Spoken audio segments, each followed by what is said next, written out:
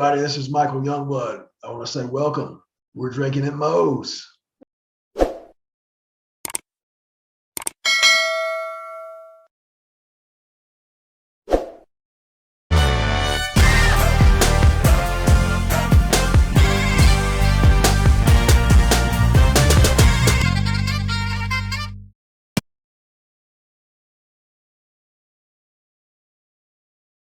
All right, everybody. Want to thank the sponsor today, Reaper Apparel. Want to encourage everybody to break out of the comfort zone, live their best self, which I very much support.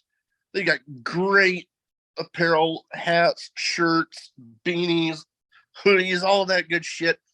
Be sure when you go on to reaperapparel.com, use the code DRINKIN for 10% off your order. Let's fucking go. Okay. All right, everybody, we're back. We were still going through some Puerto Rico stories, wasn't it? Yeah, Brian Lee.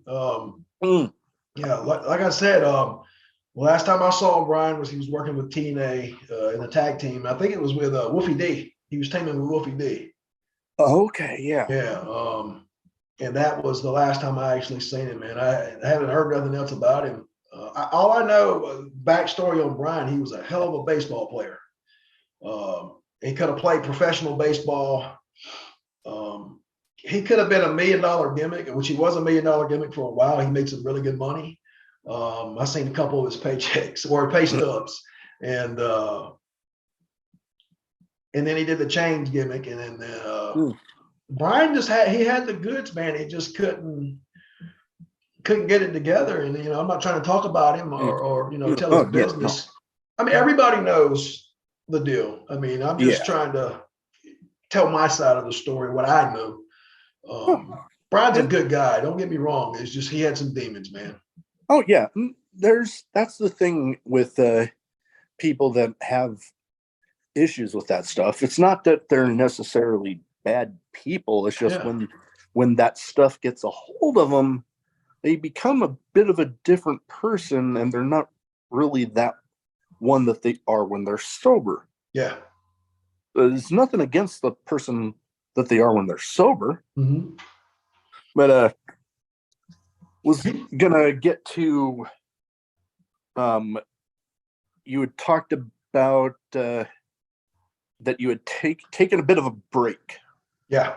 Everybody that I've talked to that has taken a break or has pretty much retired from active in-ring competition, they all have their stories of where they got to the point where they decided, okay, I'm gonna at least take a break from right now. What got you to that point? Initially, okay, I got involved in the business in 94. So from 1994 to 2010, I was active.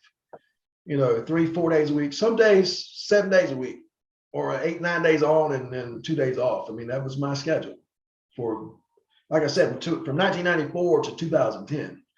And I met a young lady, and as a matter of fact, I met her in Puerto Rico, and my ex-wife, and got to dating her, and we got married in 2010. And shortly after we got married, she come down with leukemia. So we didn't know what it was for like 3 or 4 years. We didn't know what was going on. She was just losing weight like crazy. Gotcha. And then she started gaining weight, but it was blood. It was like water, like blood.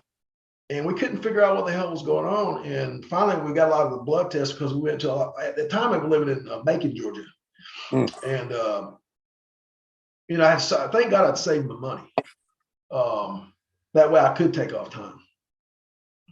And anyway, she couldn't find out she had leukemia. But before we knew she had leukemia, she had Hashimoto's and hemochromatosis, which is cancer of the blood. And I sit there and slowly watched her fade. And you think one minute you think she's getting better because of the medications. Her health's improving. And the blood work, it was looking that way. And then a couple months later, it'd be back downhill. So that was in 2012 when she started getting sick, 2 years after we were together. About 2014, I was still wrestling. And I decided, I said, you know what? She may die. Let me just take a break. At least until we find out what's going on. Yeah. And then we found out she had leukemia, Hashimoto's, and the hemochromatosis, 3 cancers at one time. Oh boy. And this is the crazy thing. The doctors kept telling us, man, she was trying to get her disability, and every dollar I had made, I had to get a job eventually. Every dollar I made, I'd spent on her medical and taking care of her. You know, it was my wife. That's what I'm supposed to do. Yeah. And then I got a job working as a supervisor, and luckily, I mean, God put me in the right places at the right time to get these things, to do these things, to be able to take care of her. It was God. I don't care what anybody says. God looked over us. And about 2015, Robert Gibson gives me a call and says, look, I know you're going through a lot of things. Can you, because I took a break in 14, come back in 15 for like maybe, I say a year. And I went back to work for Robert because initially I'd worked for Robert for a long time in Mid-Atlantic Championship Wrestling. So I told her, I said, look, I need to make some extra money.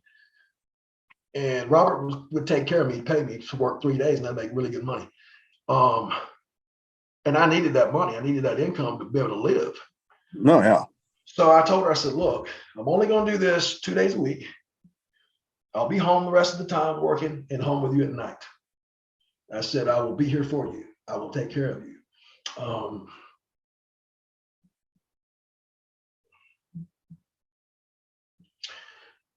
But to see her deteriorate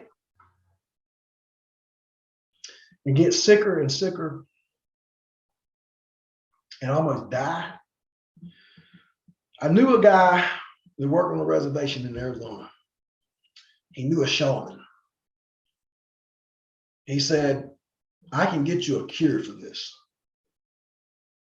And I'm saying, I've done everything and spent all this money on this other stuff. It's not working. I said, well, how much is it going to cost me? And he told me, and I about fell on the floor.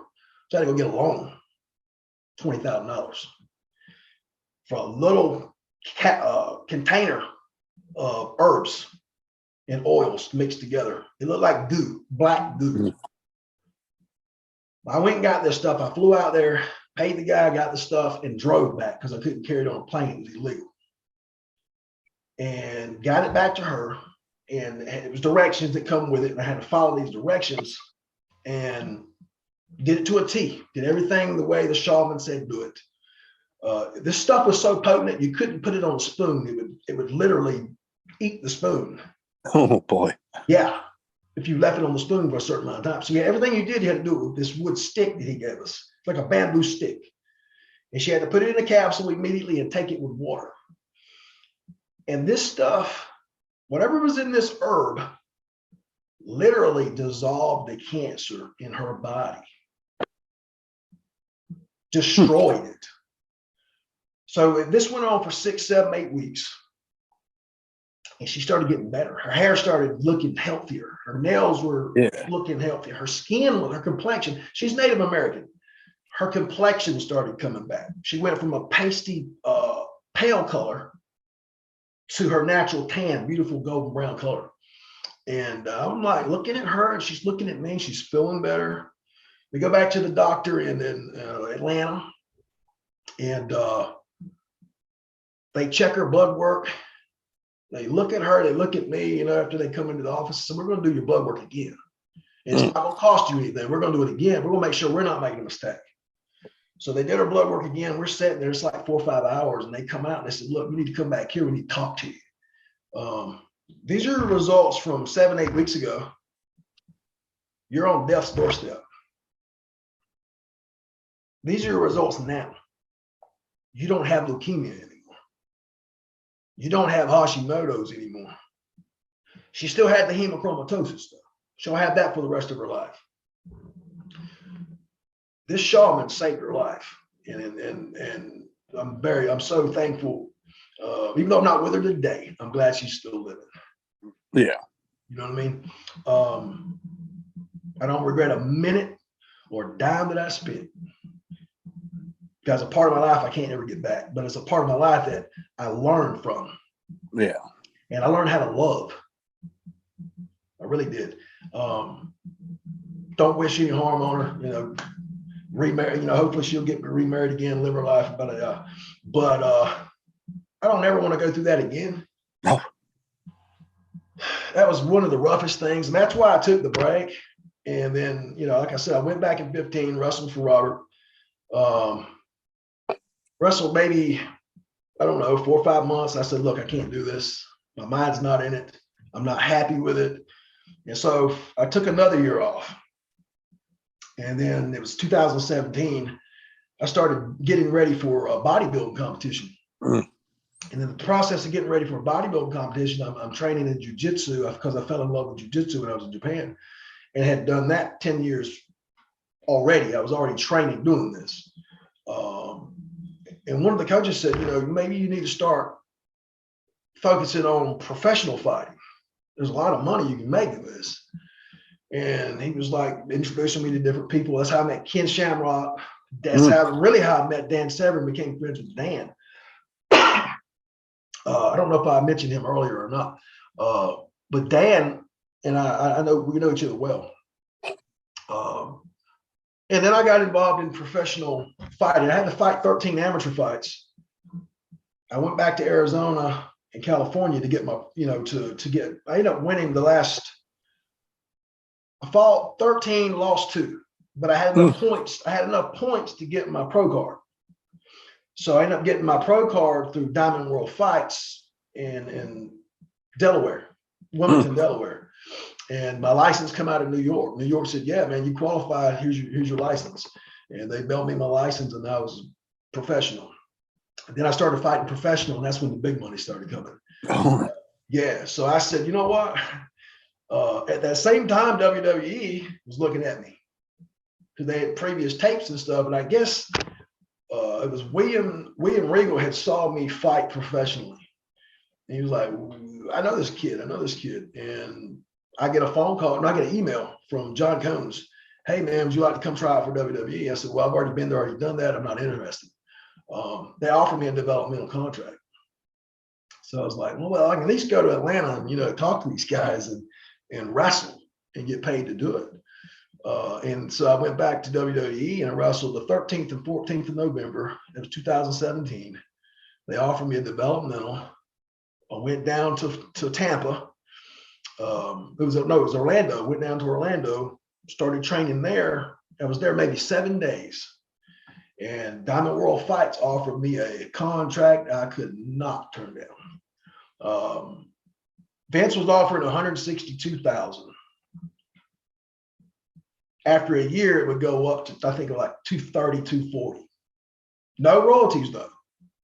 Well, Diamond World Fights was offering me mid-6 figure. Sponsors were getting, I had sponsors coming at me, and I was making killer money just off the sponsors alone. I could have lived 4 or 5 years just off that money. And so my wife was like, you're crazy if you don't take this money, babe.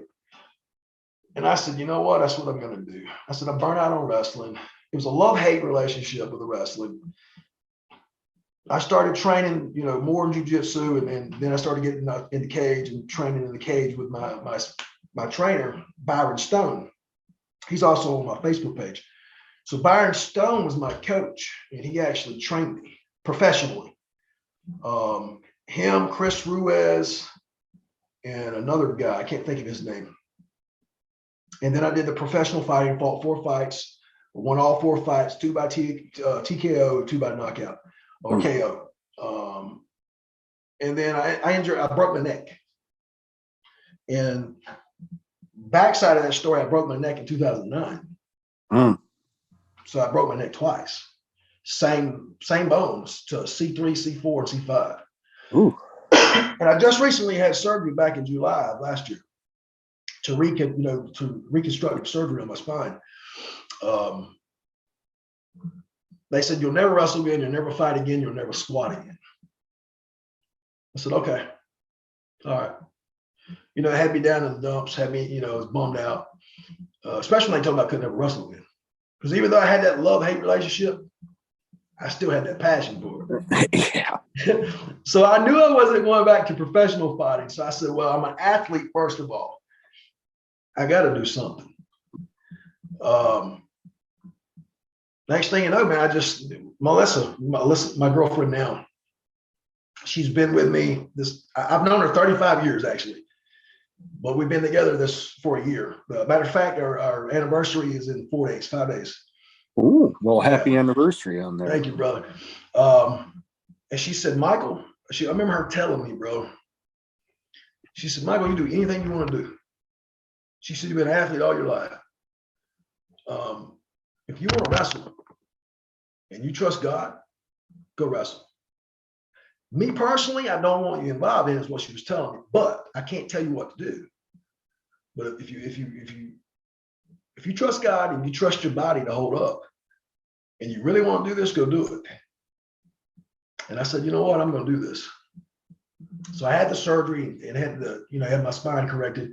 And the doctor said, well, look, you can't ever fight professionally, but possibly you can do something in wrestling. He said, but I don't think you'll ever be able to wrestle again. I said, all right. He told me I won't be able to squat either. Started going to the gym, started training, put 315 on my shoulders 10 times, 15 times, 405, 10 times, 15 times. And, I felt good. I felt great. I started doing that over, just seeing what my neck could hold. How much pressure my neck could hold, deadlifted. So I started powerlifting to make my body stronger. I switched off from the bodybuilding aspect to the powerlifting. And over a period of months, I started getting stronger, I started getting bigger. Doing my cardio, started feeling better. My lungs were, functioning well. I was like, well, fuck, I'm gonna get in the wrestling ring. So my brother's a pro wrestler too. So my brother Jason was like, well, let's go up to Fayetteville and get in the ring and try, train. And bro, the first day I went up and had a 45-minute match, wrestled like I'd never missed a beat, bro. Taking bumps, shooting the corner, backdrops, giving him bumps. The only thing that scared me was the belly to back suplexes. I can see that. Yeah. So I was like, well, let's not do that anymore. But now I can take the belly to back suplexes.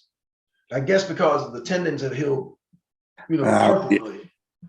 So, and I've got a lot of flexibility in my neck now. So, really strong. So, I told my brother, I said, I think I'm ready. He said, yeah, I think you are too. And I talked about it with Melissa again. I said, look, babe, I really want to do this. And she said, well, do it. So I started up in Texas probably in May or June for King of Sports Championship Wrestling. I'm also doing the guy that hooked me up with you, Scott Shipley. I'm going to be working with him. I'm doing 12 pay-per-views with him. He's actually got a lot of things lined up for these 12 pay-per-views that I'm going to be a part of, something really huge. All right. My brother, the Barbarian, I'm really good friends with the Barbarian. I call him my brother for a reason. Excuse me. Barb's had my back, and his wife, who I call Mama, they've had my back from day one. And they've been my support along with Melissa and my family. And if it wasn't for those guys being in my life and giving me that support, I probably wouldn't be where I'm at today. I wouldn't have that drive and that passion and that fire within me to want to come back and do what I love doing. That's wrestling. Oh, yeah. But, Scott said, look, I got you, man. We'll take our time doing this. We'll do the Native American gimmick. If you want to trade off and do your coat off, by all means, do both. And I'm thinking to myself, never done that before. So I figured I'd do, Michael Youngblood in Texas, and I'll do the coat off up in Missouri. Right. And eventually I'm going to kill one of them off. Because, the Youngblood's profitable, but I think the coat off could be even more profitable. because I can play the character to a T. I know what Uncle Ivan did. I know what Nikita did, which I'm not trying to be a Nikita. I'm just trying to be me. There isn't nothing I can't do with that gimmick, and I can take it to different levels that they didn't take it to. And I'm going to. And when I cut him on, it's going to be a whole different ballgame.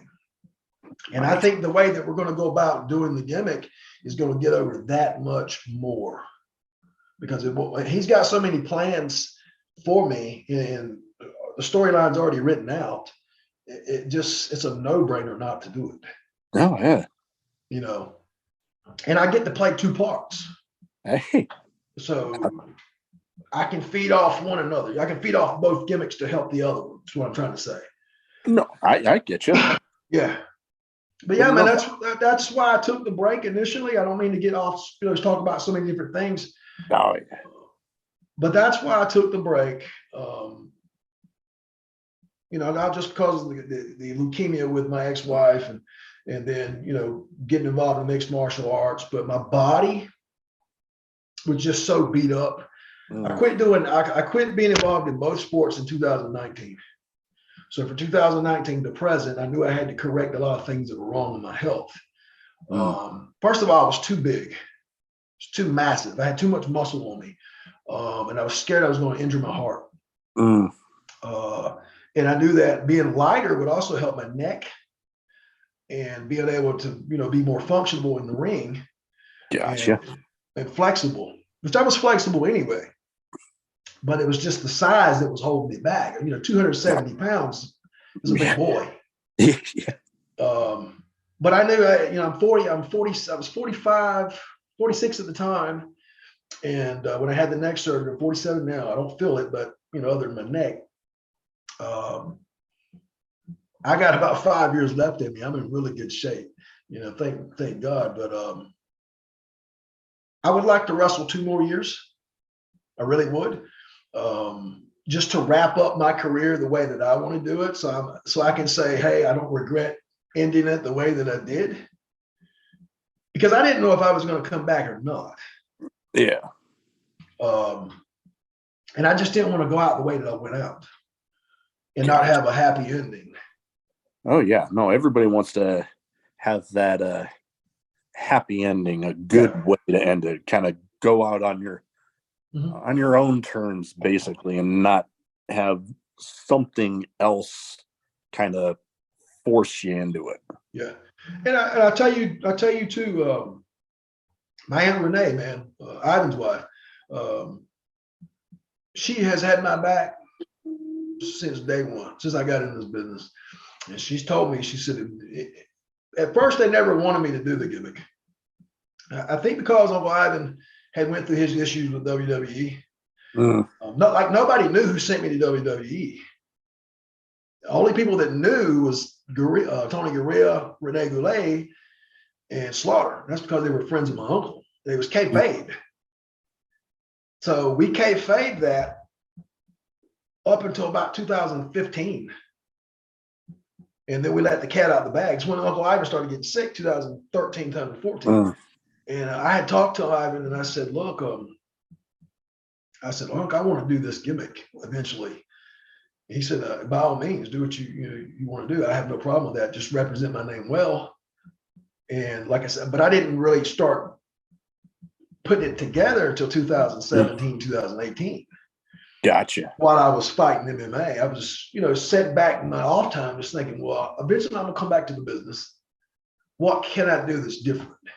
And that's how me and Neil got hooked up, started doing the tag team in 2019, or late 2018, early 2019. Gotcha. We got in touch with Nikita, and said, look, we really would like you to be our manager and help us do this and put this together the way that it needs to be done, because you're the last of the Koloffs. And he said, well, let me think about it. And, Nikita's real proper. He likes to do things a certain way. And not that that's wrong, but he likes to take his time. And we're like, come on, Unc. We want to, get this ball, rolling and get this show on the road. And he's, nah, not right yet. Get a couple more matches in as a tag team and then send me the videos, let me watch them. So this went on for about 6-7 months. And then finally he was like, I think you guys are ready. We just got to get the look down. I don't want you being like, looking like we looked in the 80s. We need something more modern day. And that's what we went for, man. We spent so much money getting this thing together, not just on the gimmicks, but on the vignettes. Mm-hmm. The same people. I don't know if you remember when Nikita did the dungeon gimmick when he was coming in, him and Uncle Ivan. Mm-hmm. They had him in the dungeon training, and it was steamy and it looked real. It's kind of like the Rocky movie when the Russian. Oh, okay. Yeah. I get. Yeah. Similar kind of gimmick setup. Okay. And he was like, we're going to do the dungeon deal, but we're going to do a remake of it. And you guys are going to be in there. And I'm going to be in there. I've got that video somewhere. I can send it to you. Okay. And one thing led to another, man. We got it down packed. And the only downfall to it not going further than it did was just Jeff trying to control everything. And I'm like, look, brother, I'm my own man. I'm doing what I need to do. I know how to tag. I'm fucking tag team champion with Robert Gibson, Rock and Roll Express. That was my second trainer. I think I know how to wrestle, bro. And we were just back and forth with one another. And that's really what made it. It was hard to work with him. I don't want to talk shit about the guy, but I could not work with him. And I told Uncle Nick, I was like, look, I said, Unc, I can't work with him. I said, you're going to have to talk to him, let him know he's got to chill out. Let me do my thing. As long as we got our timing down on our finishes, the beginning and the finish, whatever we do in the middle is on us. I said, you got to let him know something. And so Nick would talk to him and let him know. And then finally we get back on track. And then he'd have to hog everything. And then finally one night I was like, Jeff, bro, I can't work with you. I said, I can't do this instead because we're going to come to blows. And so I told Uncle Nick, I said, I can't do this. I'm not going to do it. And then that's when I had the legal issue when I got in the fight and all that shit come up. And that's why I initially, with the legal stuff that was going on, and my body was just beat up. And I said, fuck it, I'm going to take a break. That's why the gimmick never took off. Gotcha. Stuff like that happens. Yeah. But kind of round things off, I have two categories. One's a name game. I name off some people. Well, this time with you, I kind of went off of some people that I heard mentioned in the Facebook Live video, and you give me your thoughts on them. First one, Bret Hart. Excellent execution, literally. Literally. One of my, you talk about scientific wrestling, that's what I think. He is perfection. Oh, yeah. No, people may think he's an ass, arrogant. They think what they want. Dude can wrestle. Yeah. He can put a story together. And it makes sense and it's believable. Yeah. You'll never be able to take that from him. Oh, yeah. No, you can say what you want about him, but definitely when it comes down to, putting things together in the ring, there's a reason they call him the excellence of execution, because when it comes down to executing all that, not many better than him. No. I love me some Bret Hart, bro. Yep. Nope. I've not had the pleasure of meeting him, but who knows, maybe someday. I've never had a conversation with him, to be honest with you, other than, hey, how you doing? But he had his spirit. When I was around him, you could feel his spirit. He's genuine. He was a genuine guy. That's awesome. And to see him backstage and how his work ethic and how intense he is and how passionate he is, that just influenced me to want to be better. That's awesome. Yeah. Next up, guy you had plenty of interaction down there in Puerto Rico, Savio Vega. Savio. Crazy as hell. No, Savio is a sweetheart too. He's very serious about the business. So when I think of Savio, I think intense. Mm. He's Yep. an intense storyteller. His work is believable. Solid contact. He's got psychology down to a science. So I think of a psychologist, man. When I see Savio, he's the psychologist, man. Hands down. He knows how to put a story together. Definitely. Yeah. Some of my favorites, a guy that's a personal favorite of mine, all-time favorite. When he first got to WWE, he ended up having a pretty nice storyline there with Savio Vega, Stone Cold Steve Austin, where they had that strap match and I stuff. remember that. That was some good stuff. I've got a few good strap matches I have to send to you. I'd love to watch them. Yeah. Next up, a guy you mentioned in the WWE run, Sergeant Slaughter. Sarge, probably one of the most friendliest people I've ever met in the business. And I've heard plenty of good about him. Honest. And he'd tell you what was on his mind. He'd be so gentle with his words, but he'd come across firm with it, if that makes sense. Yeah. And he was anytime I had a question for Sarge, he'd answer it. And he would always say, if you don't ask, you'll never know. That is very good advice. The kind of a different spin on what you just said, but Yeah. Somebody once told me the answer is always no if you don't ask. That's right. That's right. No. Last but not least for this category, God rest his soul, and a very good example of, somebody that, just because of past demons doesn't mean they're a bad person. And I firmly believe this guy went to make things better from where he was. Scott Hall. Scott.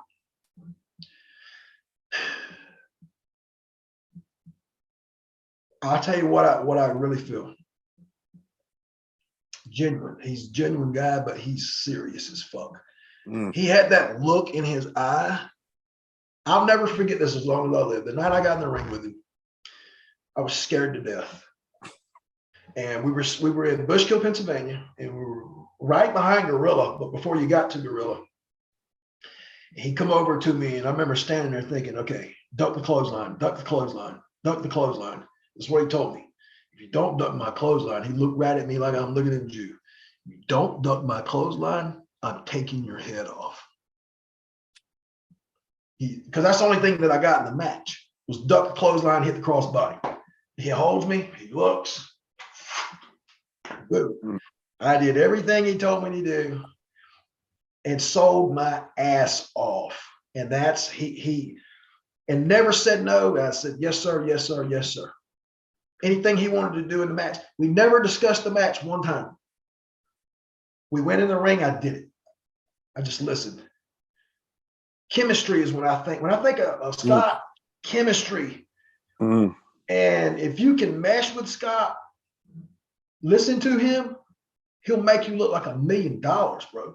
Even getting your ass whipped, you look like $1 million getting your ass whipped. That's how good Scott Hall is. Yeah, I would have to agree. He definitely had a way of making people look really good in there with him. Yeah. And lastly, the last thing I can say about Scott is when he tells you something, you better believe it. If he says he's going to do something, he did it. He kept his word. He was honest. Just a good guy, man. He didn't have to do what he did for me. He didn't have to give a word. He didn't have to do that. He did that. So, I mean, I can honestly say Bob Backlund too. Many good conversations with Bob Backlund, and listening, and Bob the same way, bro. So I mean, we'll talk about that another time. But Oh yeah. yeah, man, that's pretty much what I can say about those guys, man. It's just I'm having flashbacks in my head of that night in Bushkill, bro. Oh, I can you know imagine. what? I'm gonna say this about that match before we go, or before we end this. I remember going through that curtain. It was hot as fuck in the locker room. I guess because of all the bodies. But when I walked through that curtain and that cold air hit my body, I about froze my ass off, man. And I remember being cold, scared, and I remember the chops that he gave me. And I mean, brother, he split me open right here. And you watch that video, you see where he laid those chops in. I thought he busted my chest open, man. But he was trying to see, he was testing me. And I found this out later, that what he was doing, he was testing me to see how tough I was. And that come from Pat Patterson. He was like, if Scott didn't like you, he wouldn't have spoke for you. Likes your work. So if you can keep producing this, we'll keep you. And that's how it happened, man. I went to Scott Hall. That's awesome. Yeah. Next category, I have some random questions. The one I normally lead off with, I don't think we can top some of the stories that we had previously talked about. The first question I normally ask is craziest in-match moment. But some of those stories that we told earlier, I don't know if there's much that can top some of that. Craziest in-match moment? Yeah, I don't know if there's much that can top what we had already talked about, but if you got something that can come close, by all means. All right.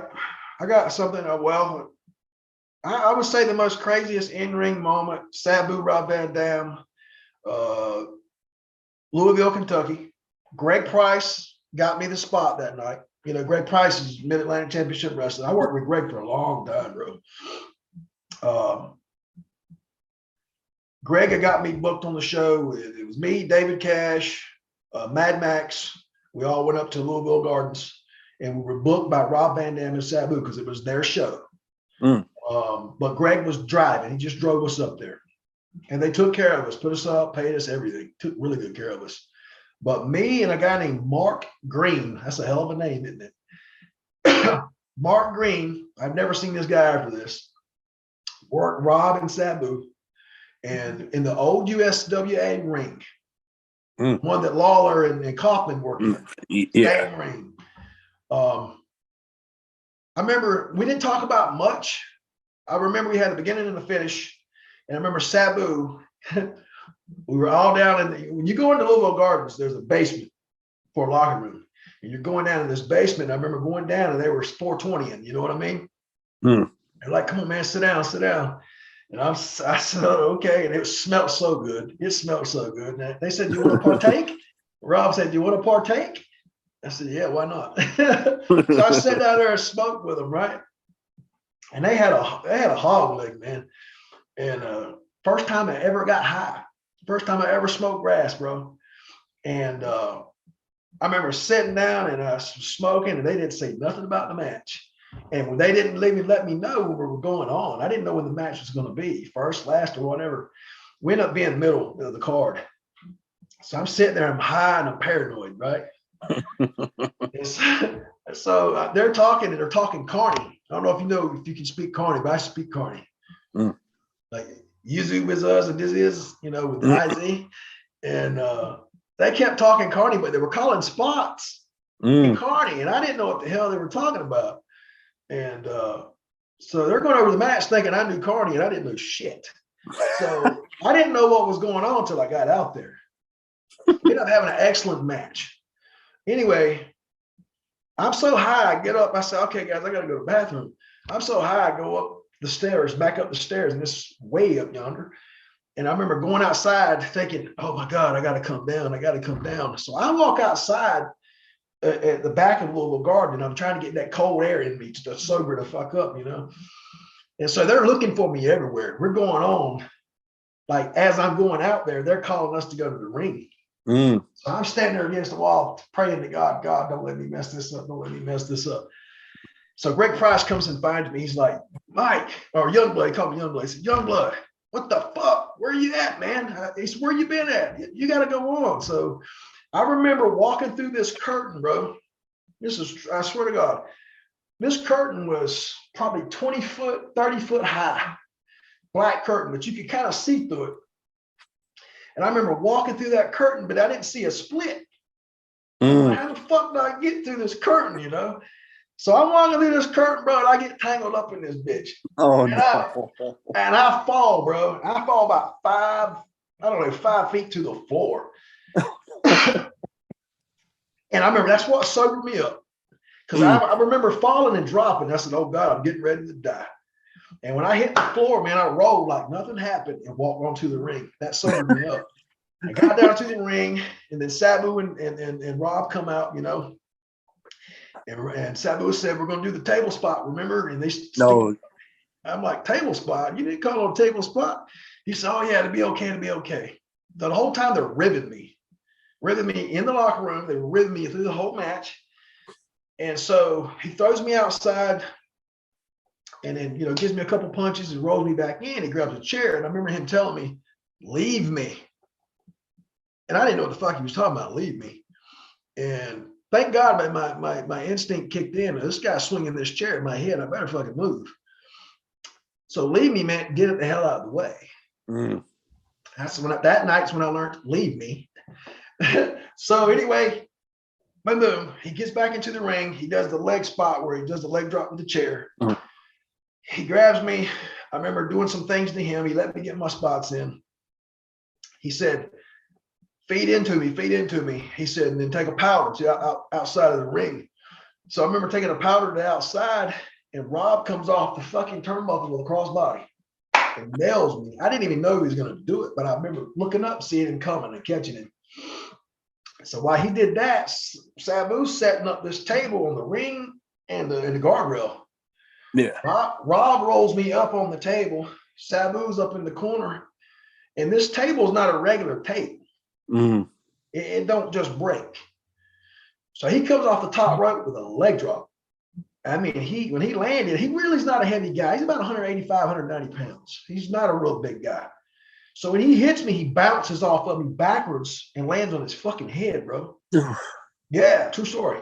And I remember him saying, he was saying GD and motherfucking this, that, and the other. Fuck, the table won't break. And so he punches me. He goes back up there. He says, don't fucking move. I'm like, you know. He comes off with another leg drop. This time he lands on my chest and my face. And it doesn't break. Oh, no. So he rolls off the table. He punches me 2-3 more times. He says, this time it's going to break. Don't fucking move. So he gets back up there and hits a moonsault. And when he hit the moonsault, we went through it. Boom. And I remember hitting that concrete, bro. And all the wind come out of me. Because I don't know if you know USWA rings are like, normal rings are up to your waist. This ring was up to here. So the way the table sat on the guardrail is kind of like this. Yeah, kind of angled. Yeah, so with the way he broke it, I went down head first, and my knees hit my forehead. Oof. Oh, yeah, it was a nasty bump. But I remember that part of the match. We put them over. They threw me in, you know, wrapped me up, 1, 2, 3. That's probably the craziest, most insane shit I've ever taken as far as bumps. And it was with Sabu. But he was professional the whole time. He didn't try to hurt me. He never once tried to hurt me. A lot of people think that he's out there killing me. He's as light as a feather. He definitely makes it believable. Oh, he's solid, but he's there. Yeah. He's, you know, it makes sense. Yeah. But he's never hurt me one time. I'm like, fuck, are you gonna hit me, bro? But on video, it looks like he's killing me. Yeah.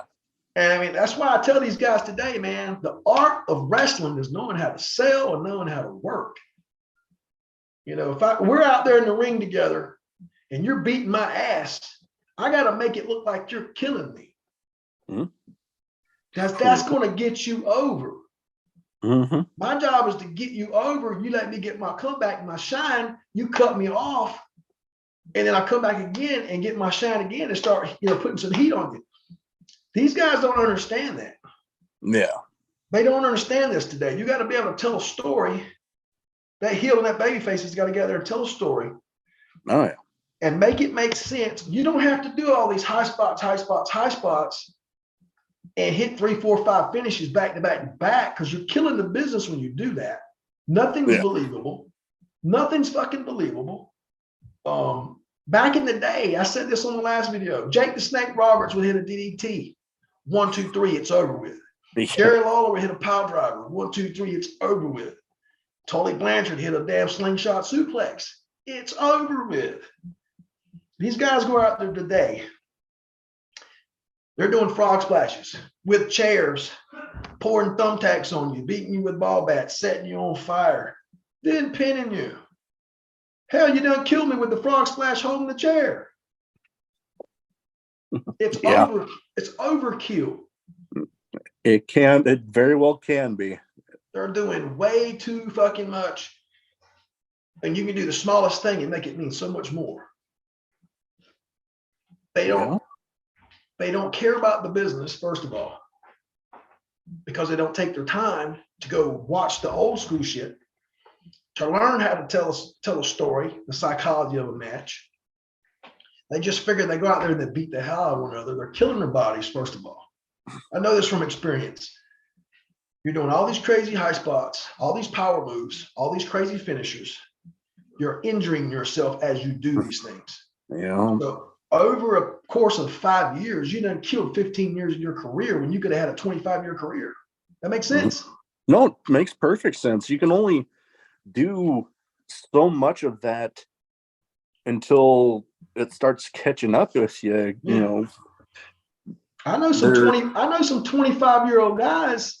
Their bodies are like 45, 50-year-old men. Yeah. That's played in the NFL for 10, 12 years. You know what I mean? Oh yeah. No, there's definitely, like, yes, it's very visually like, ooh, ah, but when you do it to the point where it's done as much as a lot of people out there are doing it, very much a bit of a overkill. Definitely. Mm-hmm. Well, we talked a little bit about going up and down the roads. What would you say are some must-have road trip supplies while you're going up and down the roads? A lot of water for me. I drink a shit ton of water, bro. I like beef jerky. Yeah, I like that. I gotta have a can of Grizzly or Copenhagen, and if I'm riding shotgun, I gotta have some good music, and I take my shoes off, man. If I'm on the passenger side, I gotta have either be barefoot or flip flops. I'm a Von Erich. No, I'm just kidding. I gotta be barefooted for some reason, bro, or at least I don't know, something about having my feet out. You know, if you notice a lot of my videos, I got on flip flops. I know for myself, more so in the spring, summertime here. Yeah. If I'm going, even if I'm driving, I'm like, I very much like flip flops or something, because I don't know, something about just having my feet out. I mean, around here during the winter time, you can't really get away with it because, I mean, we get sometimes all this dang snow on the ground. I'm not the type to be walking around in the snow in those. Where are you at? Where are you located? Omaha, Nebraska. Omaha, Nebraska. I've never been there. I'm originally from about an hour south of here, but when I came back from the Navy, I was like, you know what? I want to be close to home, but I want to be close to home to where, like, I can be far enough away that I'm like not relying on living at my parents, but I don't have to be taking a plane halfway across the country every time I want to see my family. That's like me. That's like kind of like me. My family. I love being around my family because it's just how I was raised. I live in Charlotte, but I'm also in Atlanta a lot of the time because I have my own business. And so if I'm flying back and forth from Charlotte to Atlanta, then I come home every couple of days just to check on my parents because, you know, they're up there in age, man. And then, you know, both my brothers are gone. And then I got one brother's FBI, another brother's truck driver. So I'm the one closest to my people, you know, so I'm going to come check on my mom and dad. So, and then my girlfriend lives right down the road. And I spent about 2-3 weeks with her, and then I'll go back home, do my business. And then, you know, I'm always on the go. Yeah. But that's me, man. I've just always been a busybody and a traveler and journeyman is what I call it. And Yeah. I think even though I'm out of the business or away from the business at the moment, I still have a lot of the tendencies of a wrestler and the things that I do. Make sense? Oh yeah. Yeah. And it's hard to get that wrestler mentality and lifestyle out of me. So, I can imagine. I can very much imagine. Very similar to military mindset. When you get out, it's not so easy to just leave that behind after your enlistment ends. yeah. You're pretty much for the rest of your life, you always got some aspect, or you might have some more of it at some times, less of it at others, but in general, it's always there. Yeah. Yeah. And But, speaking of the military, I'm a huge military supporter. Ain't nothing I wouldn't do for the military. You guys, I love you guys, man, and thank you. I'm real close with a lot of military, the upper echelon. I've got a lot of connections in the government world, so to speak, as far as military, law enforcement, NASA. I know a lot of guys that work for NASA. There's a lot about me that people don't know. Because I mean, I can't really talk about that because of these people in their classification and their clearance. Yeah. I can't really talk about these guys. But eventually, one guy I can talk about, I made a post today. William Scott Baker, Brigadier General, United States Air Force. I think I remember seeing that post, yeah. He used to work for Area 51. No joke. He's one of my closest friends. He taught me a lot about law. I love law. I've always been fascinated with law and government and the inside secrets. The de jure government. If you ever get a chance, go look up the de jure government. That's what I'm a part of. That's what I'm not a United States citizen anymore. I'm a state national. I've changed my status. Anyway, that's another story. And there's a reason why I did that. But he helped me do that because that's what he is. He's an American national. I'm a state national. And the reason he's military, so he can do the American national where I can't because I don't have that status. But man,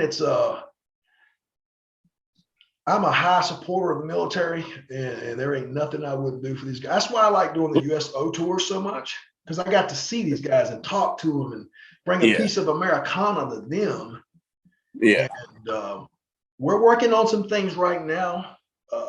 Him and I and another one of my friends, Jeffrey Fight, who is a psychologist for the military. Yeah. He works with a lot of the soldiers. So we're working on some things to where we're going to put some stuff together to give some shows, bring some shows to the military. That's in the works. So, but I'll keep you informed on that. That's going to be coming up soon. Yep, I'm moving around. I got the alert. No, you're good. You're good. My bro. phone is a little low on battery, but you're fine. Yeah, we're one of the. Well, I was going to bring up with the military. If it weren't for my time in the military in San Diego and having the chance meeting with a guy that recently passed away, but he ran a promotion up here, I wouldn't have like half the friends I got right now. Lord knows if I would have even met my wife, because I met her. She was friends. We're still friends with another promoter here in town. that she was helping at his merch table, and a friend of mine that I made the best man in my wedding introduced us, and hell, I got, all because of my little enlistment, I know most of the people I know right now. So. Yeah. But brought up my dogs, which they're looking like they're getting hungry, so we'll start wrapping up a little bit. But Yeah. would you consider yourself a dog or a cat person? Dog.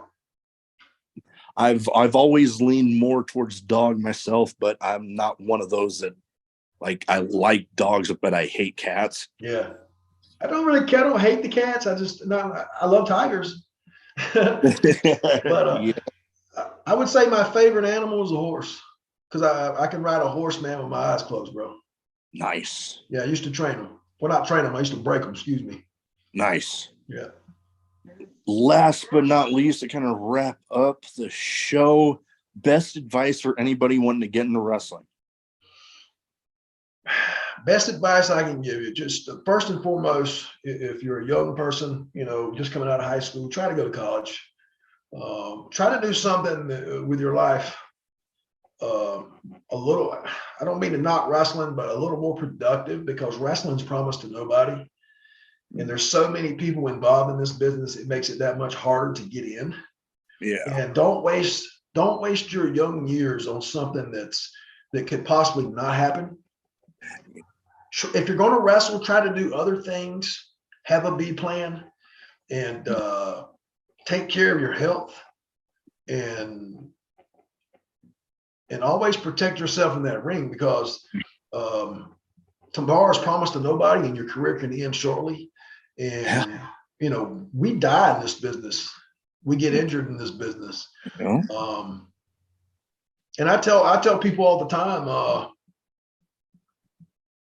try to do other things outside of wrestling. I mean, if you want to do the wrestling, do it, but try to venture off and have a B plan. Yeah, have that backup plan. Yeah, man, school is very important. School's so important. And a lot of people knock college, but there's so much you can gain from college. And if it's just, so many places, so many avenues you can go down. Yeah. No, and it always, like, yeah, there's people that have been successful without it, but you add that many more doors that can be open from that, even that little bit of education you're going to get there. Yeah. No, definitely. Well, before we wrap up, I want to, where can people find you social media wise? So if they don't have their eyes on you, they can get them there for this comeback. Well, 2 places you can definitely, 3 places you can definitely find me.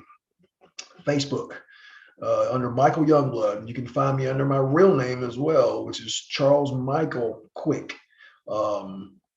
But my nickname's always been Youngblood or Misha. That's what I normally go by. People call me Youngblood or Misha. And but Michael Youngblood on Facebook, Instagram, and YouTube. You can pull up the wrestler Michael Youngblood, and you'll find all my stuff on there. Just Google me, Michael Youngblood, the wrestler, and that's how you have to put it in. And it pops up everything: pictures, videos, information. It will give you. You can look up history. It'll pull up just about everything. Definitely, and we'll be adding that stuff in the description. Yeah. But thank Wikipedia, you. I don't have a Wikipedia yet. I've yet to do that. I've got some people working on that, so that eventually is going to come too. Well, all right. Well, thank you for taking the time to talk to me tonight, and best luck with the comeback. I'm definitely going to be keeping my eye on that.